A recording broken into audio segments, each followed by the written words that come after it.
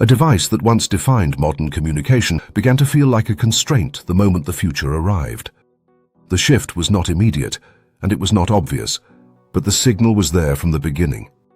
What had once been essential started to feel limiting, even as it continued to dominate the market.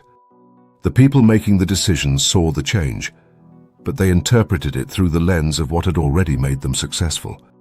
And that interpretation would shape everything that followed.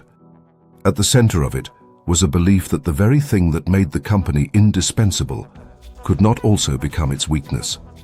That belief would hold, even as the world around it began to move in a different direction.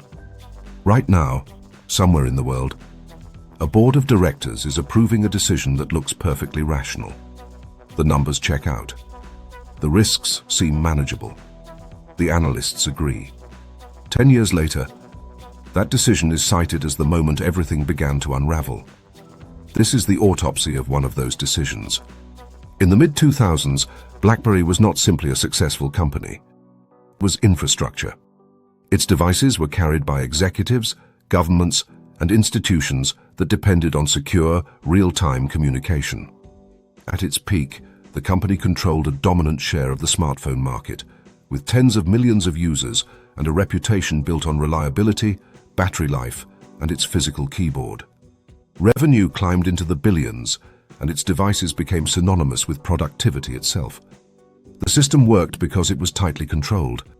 Messages moved through BlackBerry's own secure network. The hardware was designed for efficiency, not experimentation. The keyboard was not just a feature, it was the interface through which the entire experience was built.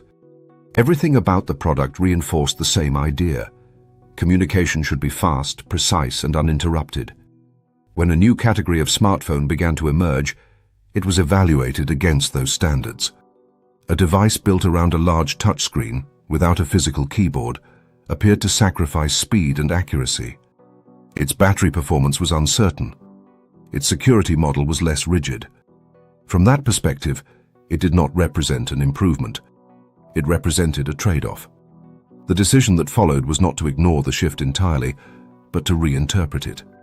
BlackBerry would adapt without abandoning the principles that had defined its success.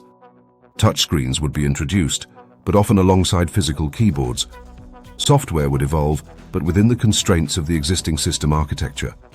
The goal was continuity, not reinvention. What leadership did not fully account for was that the definition of a smartphone was changing. The device was no longer primarily a communication tool. It was becoming a platform. Applications, media consumption, and user experience were beginning to matter as much as, if not more than, email efficiency. The value was shifting from the network to the ecosystem. As competitors built systems designed for this new model, they were not constrained by the assumptions that had guided BlackBerry's design.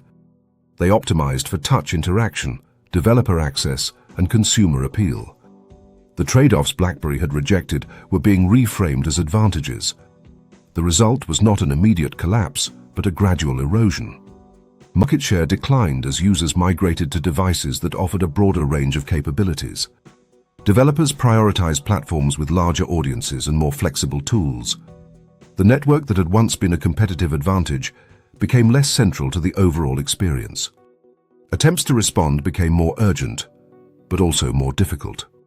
New operating systems were introduced, but without the ecosystem to support them at scale. Hardware iterations continued, but they no longer defined the direction of the market. The company was adapting, but it was doing so within a structure that had been built for a different era.